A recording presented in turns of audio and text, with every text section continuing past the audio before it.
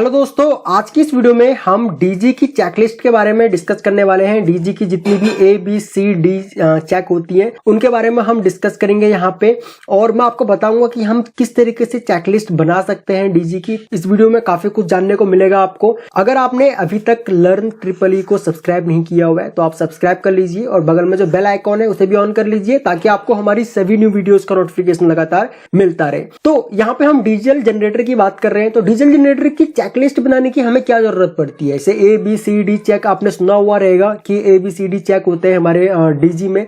तो इसकी हमें जरूरत क्यों पड़ती है? देखिए, डीजी में हम जो A B C D check जो हम बनाते हैं, जो हम इसकी चेकलिस्ट जो हम बनाते हैं, तो इसका मतलब ये है कि हम एक रेगुलर बेसिस पे अपने डीजी का मेंटेनेंस करते हैं। ठीक है, वो क्यों किया जाता है? ताकि जो ऑपरेटिंग कॉस्ट है उसको लो किया जा सके। ठीक है, इफिशियंसी बढ़ाई जा सके और रिलायबिलिटी बढ़ाई जा सके। ठीक है, उसके लिए हम डीजी का एक रेगुलर बेसिस पे मेंटेनेंस करते रहते हैं ताकि भविष्य में कोई भी बड़ा ब्रेकडाउन ना आए, जिसकी वजह से हमारा बहुत सारा पैसा जो है वो डीजी पे इसके मेंटेनेंस में ना लग जाए। ठीक है, तो इसके लिए हम लोग एक रेगुलर बेसिस पे इसका मेंटेनेंस करते हैं, जिसको कि हम डिवाइड करते हैं ए बी सी और डी चेक में।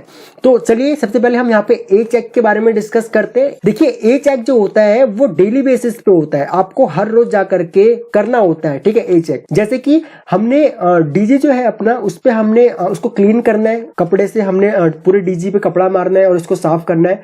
उसके बाद हमने जो हमारा डीजल टैंक जो है डीजी का, उसका ऑयल लेवल हमने चेक करना है, हमने ऑल इलेक्ट्रिकल कनेक्शन चेक करने, बैटरी वोल्टेज चेक करना है। जब आप इसके कंट्रोलर पे जाओगे और उसको ऑन करोगे तो आपको देखने को मिलेगा बैटरी वोल्टेज। तो आपने बैटरीज का वोल्टेज चेक करना है कि बैटरी का वोल्टेज कितना है। वैसे नॉर्मली 24 वोल्ट डीसी रहता है, क्योंकि बैटरीज कनेक्ट रहती हैं। ओके, तो बैटरीज का वोल्टेज चेक करना है, बैटरी के टर्मिनल्स आपने चेक करने हैं, वो हाथ से आपने खींच करके चेक करना है कहीं लूज तो नहीं है बैटरी के टर्मिनल्स। ठीक है, तो और ये डेली बेसिस पे करना है। उसके बाद है लीकेज चेक करना है कि कहीं पे कोई लीकेज तो नहीं है, हमारा जो फ्यूल है डीजल जो है उसका कहीं पे लीकेज हो रहा हो, या फिर हमारा कहीं पे लुब्रिकेशन लीकेज कर रहा हो, तो वो सब चीजें हमने चेक करनी है। कहीं पे गियर ऑयल तो नहीं लीकेज कर रहा है, वो सब चीजें चेक करनी है। कूलेंट लेवल चेक करना है हमने। जो डीजी का जो कूलेंट होता है नॉर्मल, ये जो डीजी आपको दिखाई दे रहा है इसमें कूलेंट के लिए फैन लगा हुआ है, लेकिन जो हमारे हाई रेटिंग के जो डीजी सेट होते हैं 500 kVA 750 kVA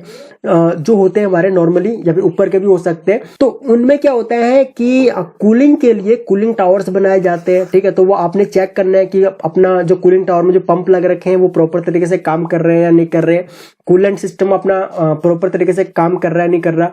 वी बेल्ट आपने चेक करनी है। वी बेल्ट मींस यहाँ पे जो आपका डायनामो लगा रहेगा, डायनामो के साथ में भी वी बेल्ट लगी होती है, और बाकी भी हमारा इंजन के साथ में भी यहाँ पे वी बेल्ट लगा रहता है। ठीक है, तो आपने वो चीज भी चेक करनी है। उसके बाद ऑल टाइप्स ऑफ फिल्टर्स, जितने भी आपके फिल्टर्स लगे हुए हैं, चाहे वो एयर फिल्टर हो, ऑयल फिल्टर हो, फ्यूल फिल्टर हो, वो सारे आपने चेक करने हैं। चेक मीन्स यहाँ पे आपने खोल करके उनको चेक नहीं करना है, नॉर्मली उनको चेक करना है, एक तरीके से नॉर्मली चेक करना है कहीं से कोई लीकेज तो नहीं हो रहा है, या फिर कोई फिल्टर आपका कोई क्रैक तो नहीं हो गया। ठीक है, कोई लूज तो नहीं हो गया, तो वो सब चीजें नॉर्मली आपने एक तरीके से चेक करनी है। उसके बाद आपने यहाँ पे इसका इंजन ऑयल चेक करना है। इंजन ऑयल के लिए यहाँ पे कहीं पे भी आप अगर देखेंगे तो आपके डीजी में यहाँ पे एक इंजन ऑयल चेक करने के लिए एक बना हुआ रहेगा, तो वहां पे आपने इंजन ऑयल चेक करना है कि भाई कितना इंजन ऑयल है। उस पर एक लेवल भी बना हुआ रहता है, उस लेवल पे दिया हुआ रहता है कि लो लेवल और हाई लेवल कहाँ पे है, तो उसका इंजन ऑयल का जो लेवल है वो लो से नीचे नहीं होना चाहिए, वो चीज चेक करनी है। और यहाँ पे रिमार्क्स, आपने अपनी चेकलिस्ट में एक रिमार्क्स का ऑप्शन जरूर देना चाहिए, जिसमें कि लिखा हुआ रहना चाहिए कि अगर कोई अदर ऑब्जर्वेशंस है आपकी, या फिर आपने कुछ अलग आपको ऐसा कुछ दिखा डीजी में जो कि मतलब आपको लग रहा है कि नहीं यार ऐसा मतलब कुछ गलत हो रहा है, या फिर कुछ फॉल्ट हो सकता है भविष्य में, या फिर जब हम डीजी को चलाएंगे तो उस टाइम पे कोई फॉल्ट हो सकता है, तो ऐसी कोई अगर ऑब्जर्वेशन अगर आपको मिलती है तो वो भी आपने चेकलिस्ट में मेंशन करनी है। ठीक है, उसके बाद अगर हम बी चेक की यहाँ पे बात करें तो बी चेक क्या होता है कि बी चेक को आपने एवरी 300 हार्स, या फिर जो आपके 300 या फिर कुछ 350 हार्स में भी करते हैं इसको, 300 या फिर 350 हार्स में भी कुछ लोग इसको करते हैं। वैसे 300 और 350 हार्स के बीच में ही ये बी चेक हमारा किया जाता है। या तो डीजी आपका 300 या 350 हार्स के तक चल गया हो, या फिर 6 मंथ हो चुके हो को, या तो 6 मंथ हो चुके हो, या फिर 300 या 350 हार्स डीजी को मतलब कि इसका रन टाइम हो गया हो, तो उसमें बी चेक यहाँ पे किया जाता है। बी चेक में हम सबसे पहले क्या काम करते हैं, सबसे पहले हम अपना ए चेक जो भी था हमारा उसको हम रिपीट करते हैं, सारा ए चेक हमने कंप्लीट करना है। उसके बाद हमने इसका इंजन ऑयल चेंज करना है, हमने इसका इंजन ऑयल फिल्टर जो है वो चेंज करना है और बाईपास फिल्टर चेंज करना है, ठीक है। इसी तरीके से मरीन गियर ऑयल जो होता है हमारा वो हमने चेंज करना है, फ्यूल फिल्टर हमने चेंज करना है इसका, ओके। इसी तरीके से फ्यूल टैंक ब्रीदर जो है हमने वो क्लीन करना है इसका, और एनरॉइड ऑयल जो है वो चेक करना है। तो ये जितने भी आपने फिल्टर और ऑयल यहाँ पे आपने देखे, फिल्टर्स यहाँ पे सारे ही डीजी में, अगर आप डीजी ऑपरेटर हैं तो आपको ये सबसे इंपॉर्टेंट है कि आपको पता रहना चाहिए कि भाई कौन सा फिल्टर कहाँ पे लगा हुआ है। तो मैं प्रैक्टिकली भी आपको इन सभी चीजों की एक वीडियो बनाऊंगा जिसमें मैं आपको डीजी के पास में इन सभी चीजों को मैं आपको प्रैक्टिकली दिखाऊंगा कि भाई ऑयल फिल्टर कौन सा होता है और एयर फिल्टर कौन सा होता है। इस तरीके से मरीन फिल्टर हमारा, मरीन गियर ऑयल हम कहाँ पे डालते हैं, या फिर फ्यूल फिल्टर हमारा कौन सा होता है, ठीक है। इसी तरीके से हमारा यहाँ पे फ्यूल टैंक ब्रीदर कौन सा होता है, ओके। तो ये सब चीजें मैं आपको प्रैक्टिकली भी दिखाऊंगा, ओके। तो और अक्सर मेरे पास कमेंट आते हैं कि भाई डीजी ऑपरेटर के लिए जो इंटरव्यू में जो क्वेश्चन पूछे जाते हैं वो कौन सा क्वेश्चन होता है या फिर किस टाइप के क्वेश्चन पूछे जाते हैं। तो डीजी ऑपरेटर से हमेशा सबसे पहले तो आपकी चेकलिस्ट के बारे में आपसे पूछा जाएगा कि भाई कितने टाइप के चेक होते हैं, ए चेक, बी चेक, सी चेक, डी चेक, इन सब के बारे में आपसे पूछा जा सकता है। और आपसे फिल्टर के बारे में पूछा जा सकता है कि भाई डीजी में कितने फिल्टर यूज होते हैं या फिर कितने केवीए के डीजी में कितने फिल्टर यूज होते हैं, वो आपसे घुमा फिरा के कुछ भी पूछ सकते हैं इंटरव्यूअर जो होते हैं। और फ्यूल फिल्टर के बारे में पूछा जा सकता है, डीजी के पास ले जाकर के आपसे पूछा जा सकता है कि यहाँ पे फ्यूल फिल्टर कहाँ पे है, एयर फिल्टर कहाँ पे है। तो ये तो थोड़ा सा आउट ऑफ टॉपिक बात हो गई। यहाँ पे आपने क्रैंककेस ब्रीदर को क्लीन करना है और अगर जरूरत हो तो उसको चेंज करना है। ऑल टाइप्स ऑफ पाइप्स आपने चेक करना है यहाँ पे, चाहे वो हॉर्स पाइप हो या फिर अदर कोई पाइप्स हो, उन पाइप्स को चेक करना है। अगर कोई पाइप क्रैक है तो उसको चेंज करना है, या फिर कोई अगर आपको लीकेज नजर आती है किसी पाइप में से तो आपने वो लीकेज खत्म करनी है। इसी तरीके से एयर फिल्टर आपने चेक करना है और एयर फिल्टर को क्लीन करना है, ओके। यहाँ पे कूलेंट सिस्टम जो होता है हमारे डीजी का वो आपने चेक करना है। इस डीजी में यहाँ पे फैन लगा हुआ है क्योंकि एक कम रेटिंग का डीजी सेट है, तो यहाँ पे कूलिंग के लिए हमें किसी तरीके का कोई भी कूलिंग टावर की जरूरत नहीं है, इस फैन से काम चल जाएगा। जब ये इंजन के साथ में फैन लगा हुआ रहता है यहाँ पे,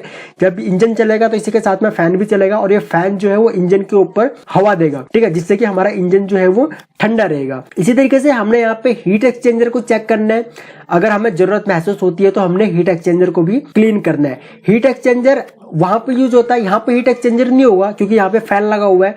हीट एक्सचेंजर होता है हमारा वहां पे जहां पे हम कूलिंग के लिए कूलिंग टावर का यूज करते हैं। तो इस चीज का आपने ध्यान देना है। हो सकता है इंटरव्यू में आपको किसी ऐसे जनरेटर के पास में लेके जाया जाए जहां पे कूलिंग के लिए फैन लगा हो और वो आपसे पूछे कि बताओ यहाँ पे हीट एक्सचेंजर कहाँ पे है। तो इस चीज का आपने ध्यान देना है कि जहां पे फैन यूज होगा वहां पे हीट एक्सचेंजर जो है वो कूलिंग के लिए यूज नहीं होगा, ठीक है। तो इसी तरीके से आपने बेल्ट चेक करनी है, जो हमारी जितनी भी बेल्ट लगी हुई है वो आपने बेल्ट चेक करनी है, चाहे डायनामो पे हमारी बेल्ट लगी हो या फिर कहीं और बेल्ट लगी हो, तो आपने सारी बेल्ट चेक करनी है और अगर जरूरत हो तो उनको एडजस्ट करना है। इसी तरीके से अगर हम सी चेक की बात करें तो सी चेक में आपने ए और बी चेक रिपीट करने, ए चेक और बी चेक जितने भी होंगे वो सारे आपने, जितने भी पॉइंट्स हैं उनमें वो आपने रिपीट करने। उसके बाद एनरॉइड ऑयल जो होता है वो आपने चेंज करना है। एनरॉइड ऑयल पड़ता है यहाँ पे डीजी में, एनरॉइड एडजस्टमेंट करना है आपने, ठीक है। जो इसका ब्रीदर होता है एनरॉइड का वो भी आपने रिप्लेस कर देना है सी चेक में। और सी चेक जो होता है हमारा वो एवरी 15 आवर्स में किया जाता है, 1500 आवर्स में किया जाता है, सॉरी 1500 आवर्स में किया जाता है। या फिर सी चेक जो होता है वो एवरी 1 ईयर हम इसको करते हैं, ठीक है। या तो आपके डीजी को चलते हुए 1500 घंटे हो चुके हों, या फिर अगर 1500 घंटे नहीं हुए तो एक साल होते ही आप अपने डीजी का सी चेक कर दीजिए। तो यहाँ पे हम ब्रीदर तक आ चुके थे। उसके बाद बात आती है clean fuel tank from inside. जो आपका फ्यूल टैंक जो होगा उस फ्यूल टैंक को आपने साफ करना है। साफ करने के बाद उसमें दोबारा से फ्यूल डालना है। यहाँ पे जो आपका रेडिएटर है, रेडिएटर को आपने केमिकल से क्लीन करना है। रेडिएटर क्लीन करने के लिए कुछ केमिकल्स आते हैं, उन केमिकल्स के द्वारा आपने अपना रेडिएटर को क्लीन करना है। इसी तरीके से जो आपका वाटर पंप है उसको आपने चेक करना है।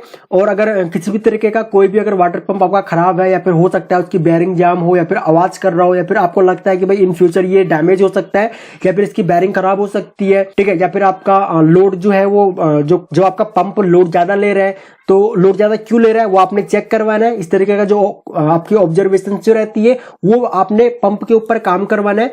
या फिर अगर आपका वाटर पंप जो आपका नहीं लगा हुआ है, या फिर वाटर पंप का मतलब है कि आपका कूलिंग टावर नहीं लगा हुआ है, क्योंकि कूलिंग टावर पे ही वाटर पंप लगा हुआ रहेगा, ठीक है, तो आपने जो कूलिंग फैन है ये कूलिंग फैन आपने चेक करना है, या तो कूलिंग फैन होगा या फिर आपका कूलिंग टावर होगा, जो कि कूलिंग के लिए हम डीजी में कूलिंग के लिए हम यूज करते हैं। इसी तरीके से जो आपका इवैक्यूएटर है उसके वाल आपने चेक करने, और अगर जरूरत महसूस होती है तो उनको चेंज करना है। ऑल इलेक्ट्रिकल कंडीशंस मींस यहाँ पे ऑल इलेक्ट्रिकल कंडीशंस की बात की जा रही है, तो यहाँ पे आपने सबसे पहले तो अल्टरनेटर को चेक करना है प्रॉपर तरीके से काम कर रहा है नहीं कर रहा, आउटपुट वोल्टेज प्रॉपर आ रही है या नहीं आ रही, तीनों फेसों की वोल्टेज जो है वो प्रॉपर है या नहीं है।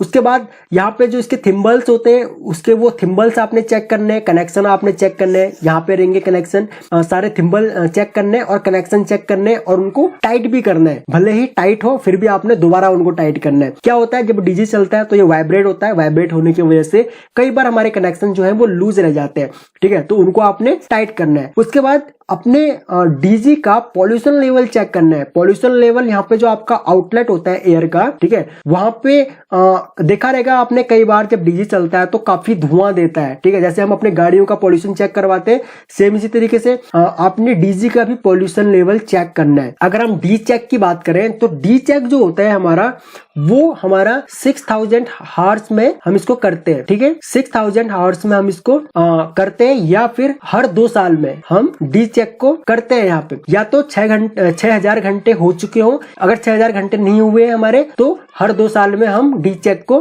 कर देते हैं।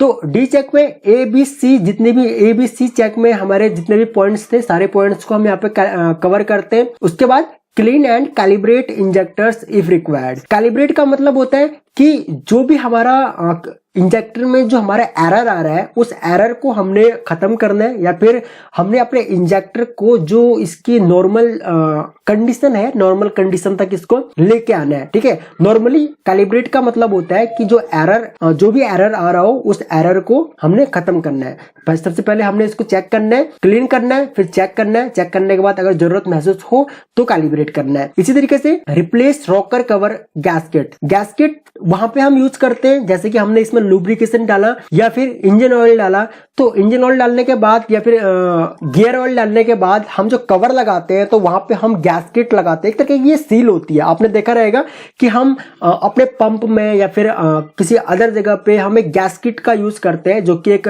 कॉर्क और रबर की बनी हुई रहती है हमारी गैस्केट। तो यहाँ पे हम रॉकर कवर गैस्केट जो होती है उसको हम यूज करते हैं ताकि किसी भी तरह का कोई भी लीकेज ना हो, ठीक है, तो उसके लिए हम यहाँ पे गैस्केट यूज करते हैं। तो आपने डी चेक में अपने जितने भी आपके गैस्केट लगे हुए हैं उन गैस्केट को आपने रिप्लेस कर देना है, क्योंकि कुछ टाइम के बाद क्या होता है कि गैस्केट जो है वो गल जाती है, वो मतलब उसमें से लीकेज होने के चांसेस ज्यादा रहते हैं, तो हमने गैस्केट को चेंज कर देना है। उसके बाद चेक फ्यूल पंप कैलिब्रेशन, जो आपका फ्यूल पंप है उसका कैलिब्रेशन करना है आपने, ठीक है, जैसे कि हमने कैलिब्रेशन की बात करी कि कैलिब्रेशन क्या होता है, फ्यूल पंप का कैलिब्रेशन करना है कि भाई प्रॉपर आपका फ्यूल दे रहा है वो या नहीं दे रहा है। अगर कोई भी आपका अगर उसमें आपको लगता है कि भाई नहीं फ्यूल पंप जो है वो प्रॉपर आउटपुट नहीं दे रहा है, प्रॉपर फ्यूल हमको नहीं दे रहा है, तो उसका फिर आपने कैलिब्रेट करना है, ठीक है, उसको आपने ठीक करना है, जो भी एरर है उस एरर को आपने ठीक करना है। इसी तरीके से manifold nut and cap screw, जो आपके मैनिफोल्ड नट्स लगे हुए रहेंगे और जो कैप स्क्रू होंगे वो आपने यहाँ पे टाइट करने हैं। वैसे तो नॉर्मली हम क्या काम करते हैं डी चेक में,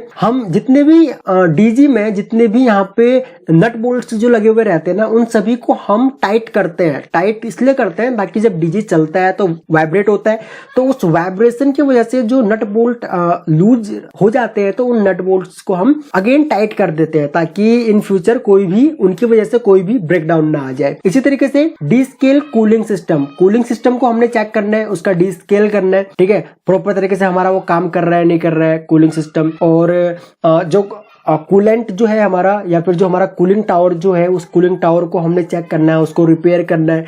उसमें जो कूलिंग टावर में हमारा फैन लगा हुआ है, उस फैन को हमने चेक करना है। और जो कूलिंग सिस्टम जो है, जहाँ पे जिन पाइप में पानी घूमता है, वहां पे हमने उसको प्रॉपर तरीके से चेक करना है कि भाई प्रॉपर काम कर रहा है या नहीं कर रहा है। वो आपको मैं प्रैक्टिकली भी दिखाऊंगा कूलिंग टावर, ठीक है, तो आपको ज्यादा समझ में आएगा। तो वो भी हमने चेक करना है। इसी तरीके से वाइब्रेशन डैम्पर जो होते हैं, वाइब्रेशन डैम्पर को हमने चेक करना है, और अगर जरूरत महसूस हो तो चेंज भी कर देना है। वाइब्रेशन डैम्पर हमारे यहाँ पे लगे हुए रहते हैं, इस तरीके से नीचे यहाँ पे लगे हुए रहते हैं। जब हमारा डीजी चलता है तो ये वाइब्रेट करता है, तो उसकी वजह से यहाँ पे रबड़ के होते हैं, ये रबड़ के हो सकते हैं, ये एक तरीके का स्प्रिंग हो सकते हैं, ठीक है। जब ये वाइब्रेट हो तो वाइब्रेशन की वजह से डीजी के ऊपर जो है वो किसी भी तरीके का कोई भी फर्क ना पड़े, किसी भी तरीके का कोई भी मतलब कोई भी लॉसेस ना हो जाए, ठीक है। क्योंकि कोई भी चीज अगर हमारी बहुत हाई आरपीएम पे जब चलेगी, कोई भी इंजन अगर हमारा इतना मतलब काफी बड़ा होता है इंजन हमारा डीजी का, तो जब वो चलेगा तो वहां पे ज्यादा वाइब्रेशन होती है। तो उस वाइब्रेशन की वजह से हमारा कोई भी मशीन का कोई भी पार्ट टूट सकता है या फिर क्रैक हो सकता है, ठीक है। तो उन सब चीजों से बचने के लिए हम वाइब्रेशन डैम्पर को यूज करते हैं। वाइब्रेशन डैम्पर का काम होता है हमारा वाइब्रेशन को कुछ हद तक कम कर देना या फिर कुछ हद तक उसको दबा देना, ठीक है। तो यहाँ पे हम वाइब्रेशन डैम्पर का यूज कर रहे हैं। उसके बाद हमने एयर कंप्रेसर चेक करना है और सेफ्टी कंट्रोल चेक करने हैं, सारे के सारे सेफ्टी कंट्रोल जितने भी डीजी में हमने सेफ्टी यूज की हुई है, चाहे वो टेम्परेचर से रिलेटेड सेफ्टी हो कि भाई टेम्परेचर हमारा 80 डिग्री से ज्यादा नहीं जाना चाहिए, या फिर लोड से रिलेटेड हो हमारी, ठीक है, लोड से रिलेटेड सेफ्टी हो कि भाई लोड हमारा 80% से ज्यादा लोड हमारे डीजी के ऊपर नहीं पड़ना चाहिए। अगर 80% से ज्यादा अगर लोड पड़ता है तो डीजी हमारा ऑटोमेटिक शट डाउन हो जाए। तो इस टाइप के या फिर और भी बहुत सारे यहाँ पे सेफ्टी यूज करते हैं। तो उन सारी सेफ्टीज को हमने चेक करना है। और यहाँ पे हमने टर्बो चार्जर चेक करना है। टर्बो चार्जर होता है जो एयर को सक करता है और इंजन को अंदर देता है, ताकि एयर जो होती है वो कंप्रेस होती है, और वो बहुत हाई लेवल पे कंप्रेस होती है, और इतनी ज्यादा कंप्रेस होती है कि उस एयर को इतना मतलब इतना ज्यादा कंप्रेस कर दिया जाता है कि वो एयर हमारी लाल हो जाती है, एकदम बहुत ज्यादा गर्म हो जाती है। और जब उस गर्म एयर पे हम फ्यूल को इंजेक्ट करते हैं तो वहां पे एक तरह का स्पार्क पैदा होता है, और उसी की वजह से आपका इंजन चलता है, ठीक है। उसको हम टर्बोचार्जर को हम चेक करते हैं, और अगर मैनेजमेंट से परमिशन मिलती है तो आपको अपना डीजी डिसमेंटल कर देना चाहिए। और डिसमेंटल करने के बाद इसके अंदर जो पिस्टन्स लगे हुए रहते हैं, उन पिस्टन्स को चेक करना चाहिए, और बाकी की सारी चीजें होती है वो सारी चीजें चेक करनी चाहिए आपने इंजन में। और अल्टरनेटर आपने चेक करना चाहिए, अल्टरनेटर की वाइंडिंग आपने चेक करनी चाहिए। बाकी बहुत सारी चीजें होती है चेक करने के लिए अगर डिसमेंटल हो जाता है डीजी तो, ठीक है। तो कभी अगर मौका लगेगा तो मैं आपको डिसमेंटल किया हुआ डीजी जरूर दिखाऊंगा, ठीक है, ताकि आपको और भी ज्यादा अच्छी तरीके से समझ में आ सके। तो ये था ABCD चेक के बारे में एक डिटेल वीडियो। आई होप कि आपको ये वीडियो पसंद आई होगी और बहुत कुछ आपको इस वीडियो से सीखने को मिला होगा। फिर भी अगर आपके कोई डाउट रह गए हैं डीजल जनरेटर से लेकर के, या फिर डीजल जनरेटर की ABCD चेक से लेकर के, या फिर चेकलिस्ट को हम किस तरीके से बनाते हैं उससे रिलेटेड, तो आप वीडियो के नीचे कमेंट कर सकते हैं। मैं आपके सभी कमेंट्स पढ़ता हूं और सभी कमेंट्स के रिप्लाई भी करता हूं। अगर आप इस चैनल पर न्यू है तो आप चैनल को सब्सक्राइब कर लीजिए, बगल में जो बेल आइकॉन है उसे ऑन कर लीजिए, ताकि आपको हमारी सभी न्यू वीडियोस का नोटिफिकेशन लगातार मिलता रहे। Thanks for watching. जल्द मिलते हैं अपनी नेक्स्ट वीडियो में।